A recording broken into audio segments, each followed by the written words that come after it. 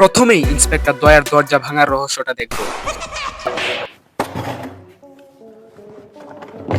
এই যে কামড়া সারছে, দরজা তো দিয়ে হাতে এসে পড়লো। দরজা ভাঙছে দয়া সারে, আর বাকিরা দেখি দরজা ভাঙা ফিরাইতাছে। এটা হইলো? আরে মানলাম যে দরজা একদিক থেকে খোলার কথা ছিল, কিন্তু দুই দিক থেকেই ভেঙে গিয়েছে, তাতে সমস্যা কি? আচ্ছা, আমরা এগুলো বাদ দিলাম। আপনারা নিশ্চয়ই এই সিনটা দেখেছেন।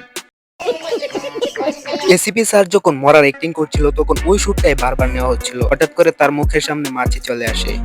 খুব সুন্দর।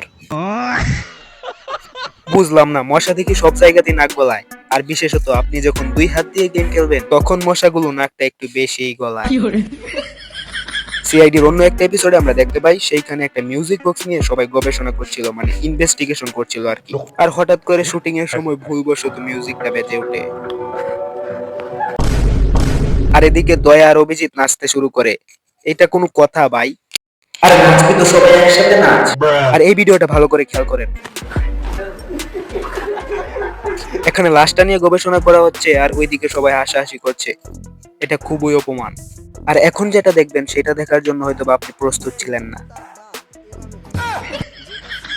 মানে বন্দুকের গুলি কাওয়ার ফুটো করার জন্য বিড়ি ব্যবহৃত হচ্ছে, এটা ছাড়া কি আর কিছু ছিল না? আর এইটা তো আরো হাস্যকর। এসিপি যখন দয়াকে বলে, তুমি কি কিছু বুঝতে পারলে? দয়া বলল হ্যাঁ। তারপরে রিঅ্যাকশন তো ভাই।